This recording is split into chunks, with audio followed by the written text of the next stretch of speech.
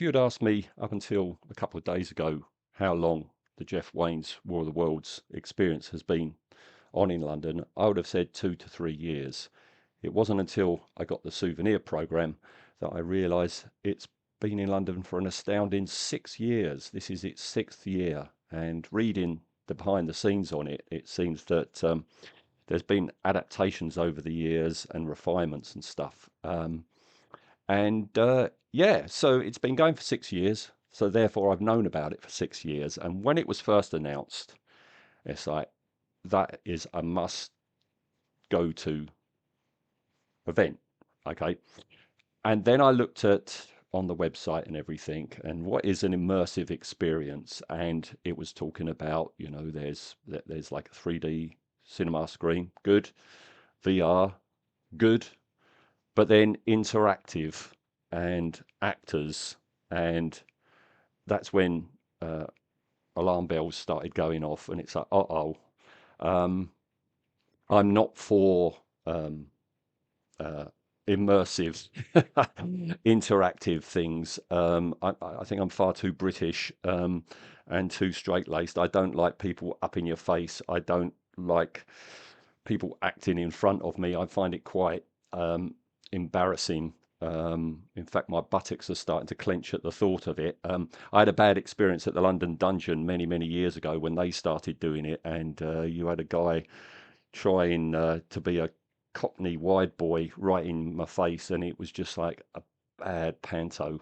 And yeah, it's really not for me. Um, I've seen Jeff Wayne live twice when he went on tour. Actually, the first time I saw it was only the second ever night, and that was just mind blowing. And then we went, when he went out on tour the second time. So I've seen the concert performed live twice. I've kind of lost interest in it when Richard Burton was done away with, the giant polystyrene head with a projected Richard Burton, and Liam Neeson came along, and every time it's announced that they're going on tour again and it featuring such and such from such and such, and it all smacks of panto to me now. But there's always been this.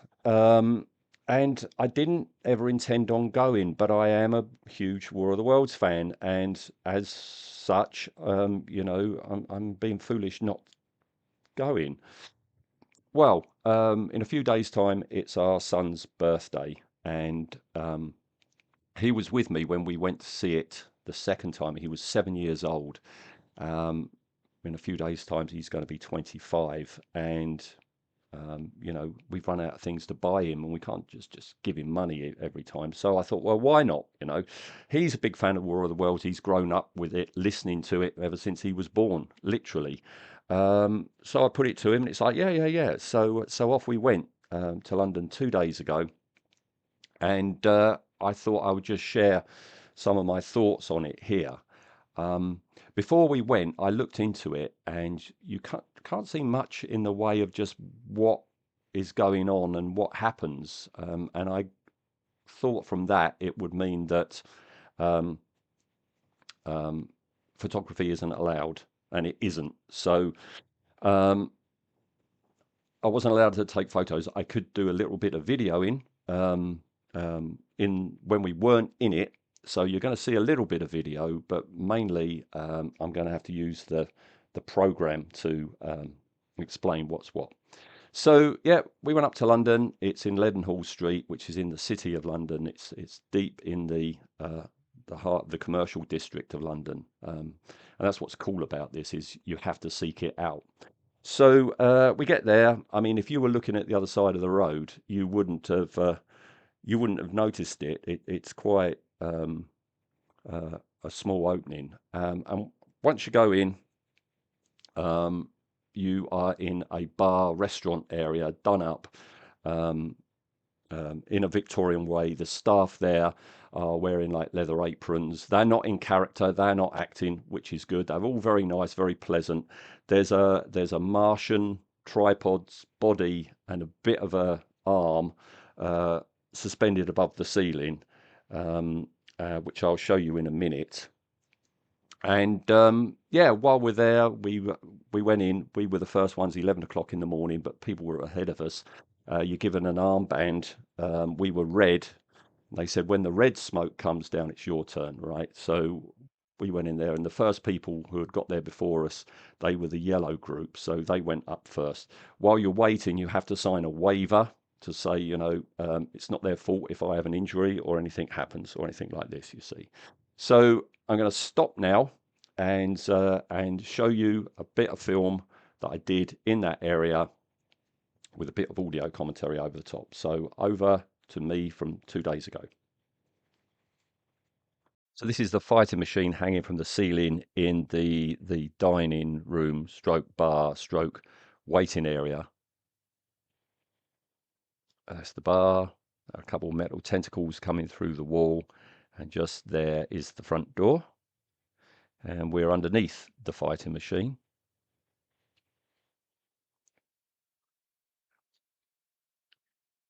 More shots, different angles. That's the yellow group just about to go in through the door.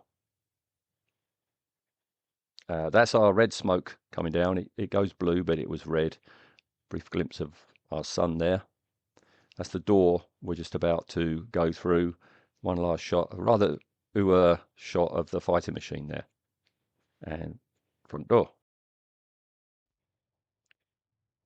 Okay, so once you go through the door, you are in a really, really well done, authentic, dark, like Victorian alleyway. It looks like something from Whitechapel from the time of um, the Jack the Ripper murders, and looks great, smells great. The smells were there as well, and there was a group. We were in a group of like 12 of us, and we're introduced or we're met by a lady, and that's when I thought, um, this I'm not going to like this because she was rather over the top, trying to be wacky.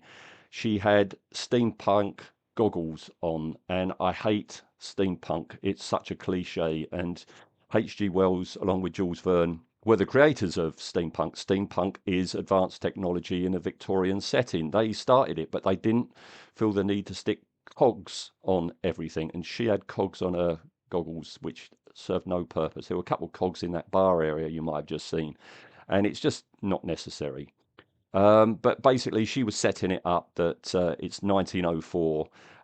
6 years ago, the Great Invasion had been and ended, and using alien technology, they can tell the story. And it's not, it's kind of like you go back in time through it. Right. So we are then led into a room, and this was the only time when there was a technical problem. Basically, what you've got is we're sat in a very, very tiny auditorium, and you've got a screen in front of you, and being projected onto that screen is George Herbert, which is the name they've given to the narrator, and his wife, who introduce themselves and everything.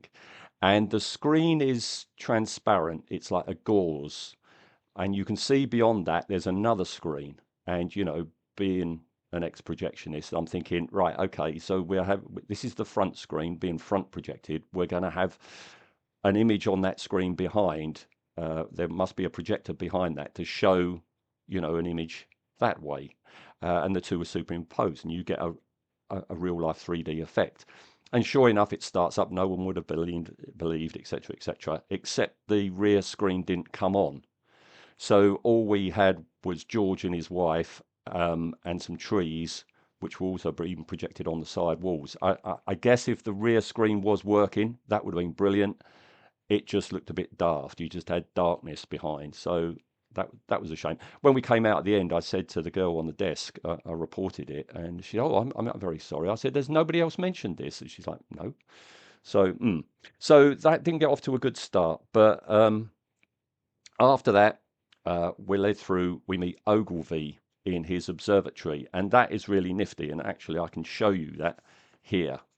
Um, there are individual telescopes, and looking through the telescopes, you see you see Mars. We zoom in on Mars. We see the eruptions on Mars. All the while, the actor playing Oggilvy, who was very good. All the actors from then onwards were very good, acting a lot better than these actors here. yeah, through the telescope, we all had individual ones. You can move it around and you move around the stars, but you zoom in on Mars, and through that telescope, you see the eruptions from Mars. You also see the cylinder landing and the cylinder unscrewing. And the Oggilvy guy goes, "Oh, excuse me, something's happening." And he goes out and he comes back in. "No, you've got to come with me. You'll never believe what's happening." Blah, blah, blah, blah, blah. And you're taken into the next room. So this whole immersive experience is in a terrifically old building, which has been divided up into rooms. And when you know that, it makes absolute sense. You've got to have an actor with you at all times to take you through from one room to the other. All right. So he takes you through. You'll never believe what's happened. The cylinder has landed, and this is the only bit hint of what's going on. You stand at this fence and you've got all this foliage and trees and everything, and the cylinder is there.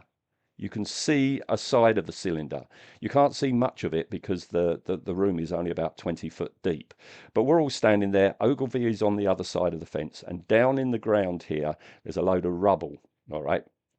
And a light comes up, and he's like, "We must try and communicate with them." And the light, which was blue, turns red, shines on the rubble, and you've actually got two flame bars built into the rubble. So you've got actual flame, then shoots up at you. You're safe. You're beyond the fence, and it's about 10 feet away. And Ogilvy goes, he's waving his hanky. "No, no, no, no, we mean no harm." And the light turns and shines on him, um, shines red, big sound effect, goes black. That's obviously at the point the actor steps out the way, and what you've got just over here is another rear projected image of a man on fire, right? And that's that.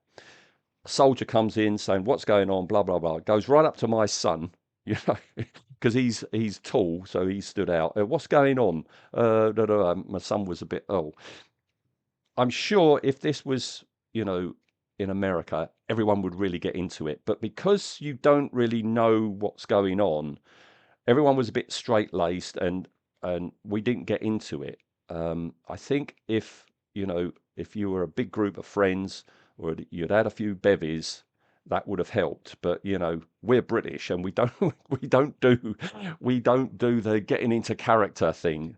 Towards the end, everybody started to, but to begin with, I'm sure the actors see this every time. So yeah, the soldier says, "No, come on, we've got to go, we've got to go." And we got to go to George Herbert's house. Okay. And you get to the house, you get to the front door. The front door's locked, no one's in. So he opens a window, and we have to climb in through the window into this Victorian parlor. And there is an image of it here. Here we go. This wasn't our actor. Um, I guess they have, a shift system. Um, but you can see in the background, this was brilliant. The Victorian parlor, it was like a set from a film, absolutely authentic. I was looking at the mantelpiece and the clock and stuff like that. We're all told to sit down. She comes in, the maid. The master's not here at the moment. Oh, I hear there's, shenanigans going on down at the down on the common. The lights keep flickering, and we can hear an approaching tripod, and it gets everything's there's lots of rumbles and stuff. And don't worry, don't worry. I'm sure everything's going to be all right. Everything goes black, and we are in pitch darkness. Okay, absolute pitch darkness. No emergency light signs at all or anything. There are little dots, and I guess if there was a power cut or an emergency, they would come on. I'm sure of that. But total darkness, and we're all sat there. I was looking off to what towards a window because that's where the sound effects was coming. I thought, there's going to be something at that other window. We're going to see something. Uh, while we're waiting, something brushed against my face, and I'm guessing it's the actor going around just touching. And my son said, "Yeah, it's something touched me on the head."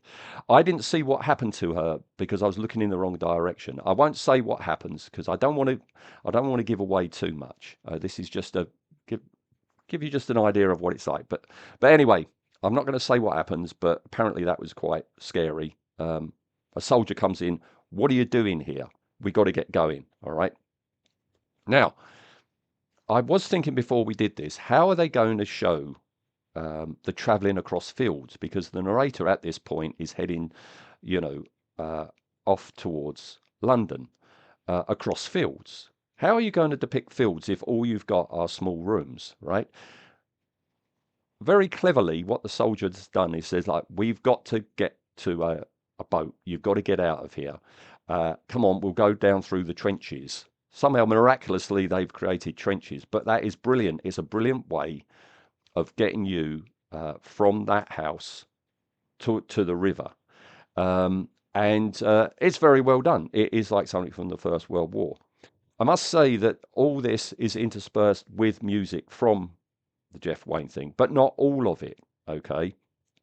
So as you're going through the trenches, there's some more of the parlor. Um, as you're going through the trenches, the the dialogue that you're hearing isn't the one off of the album. It's been re-recorded with new actors and adjusted.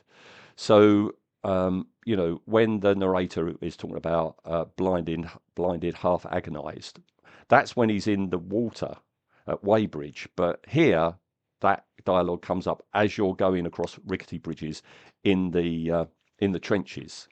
Okay, very good program. This is. It's very in depth. So yeah, he leads you to. You got to find Perry the ferryman, and when you get there, you've got these tiny little boats that seat about 8 people, and you get in and you put on a VR headset. There is the VR headset, and that's my favourite bit of it. You get on board the boat, you put the headset on, and you are travelling down the more quieter section of the Thames, and then you reach London, and you've got the Houses of Parliament, and there's tripods everywhere.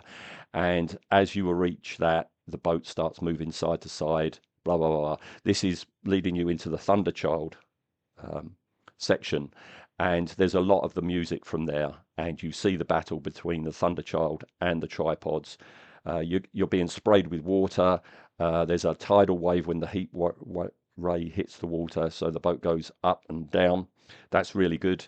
And that's basically where the interval is. The Earth belongs to the Martian.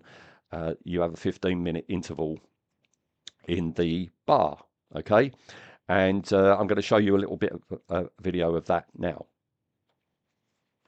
This is the interval bar, and the red weed is represented by a lot of dead branches interwoven with red LEDs, which is simple but very, very effective, I thought.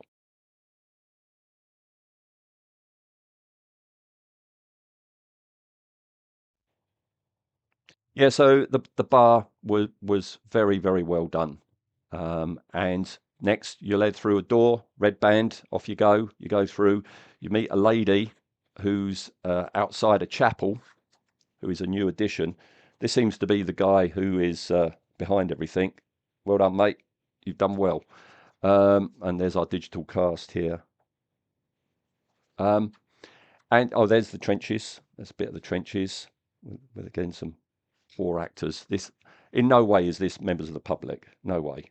We weren't doing that, you know. This isn't Our Lady, but this is where she is, and she talks about Parson Nathaniel. We're then taken to individual, and I think this is it here. See what I mean? Steampunk. No, this is a trench like affair where you've got confessional booths, right? And you go in, you put on a VR headset, the hatch opens, Nathaniel is saying, it's the day of judgment, we're being punished for our sins. And then a curtain opens, and we've been grabbed and we've been taken inside the machine. Oh no, before that we've got Nathaniel and Beth, his wife. No singing, just the dialogue bit. But then she's grabbed. I'm thinking this is a bit weird. That you're not in a crashed house. No cylinder has crashed on the house or anything. You're in the church, just with Nathaniel and Beth. Beth gets grabbed by a metallic tentacle. Nathaniel gets grabbed. You get grabbed as well. And then it says, oh my God, we're in one of their machines. It all turns this is still VR, and it all turns very matrixy. It looks like the tentacles are very Matrix. Everything's very Matrix. You're in this massive chamber. I'm guessing they say in the machine. There's no way that's a tripod. You're in, I think this is meant to represent inside the cylinder. Even though if you look up, because it's VR, you can look up and around. If you look up, the ceiling is actually the two eyes of a tripod um, fighting machine. But you see the Martians, feeding, and that's I love the designs. I hope there's talk in this about it running another 2 years, and this program was produced last year, so presumably it finishes next year. I hope if that's it and it's done and dusted and it's not going to do it again, they release somewhere the animations for the VR, because those Martians were bloody terrific, and I wanted a closer look. But yeah, no. You're rescued by a soldier. He takes you off, and that's the bit I was dreading, which is the slide. I'm too old to be going down slides, but we all had to do it, and we weren't acting like this as we were doing it. But basically, we come down a slide, and you're into the Artilleryman now, the whole Brave New World segment, and you're taken along. He's back. He's the guy who took you out of George Herbert's house. He's now drunk. Really good actor. A bit too in your face for me. I'm like trying to blend into the background. Unfortunately, me and my son are quite tall, so we stood out a bit. But I'm trying to just keep away from him because it's not my thing at all, really, not at all. Um, and yeah, he sets out, his idea of how the world should be, etc., etc., etc. Brave New World, and you go into this small room where you sit down and you look up at the ceiling, and it's like the thing they got at the London Palladium, the big stellar thing, and you see all that, and that's really good. Again, really good animation. Not VR this time though; it's being projected up onto the ceiling. Um, and that's pretty much it. You then go off from him because he's had enough of you because you don't share his enthusiasm for a brave new world. You meet a scientist, not him. We had a much older one. He's saying about we think that they're dying, we think that they're dead. You go off. The final bit is you're in a VR. You've got your VR headset on, and you go up in a balloon and you see the Martians dead. Terrific animation. Again, the dead tripod and the dead handling machine. Excellent. I want to see that better. And then somehow the hot air balloon goes off to Mars, and you see dead Mars, but then you have the thing at the very end about they might come back. Your balloon lands, um, the ground cracks open. Ooh la, that's the end. That's a shot, by the way, of when you're going up the Thames, and this is a shot of one of the dead Martians.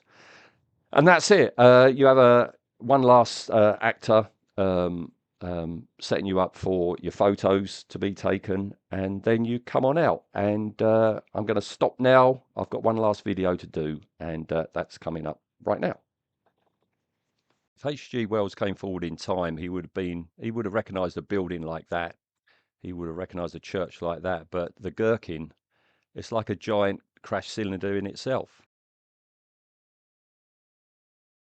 Okay, to sum up, I'm glad I finally went. This whole layered reality thing isn't really for me. I still, even though it was War of the Worlds, yeah, it's not really for me. War of the Worlds is, but immersive things aren't. I was far more interested in the how the thing was produced, what is actually going on, the technical side of things. Um, I hope when the show has run its course that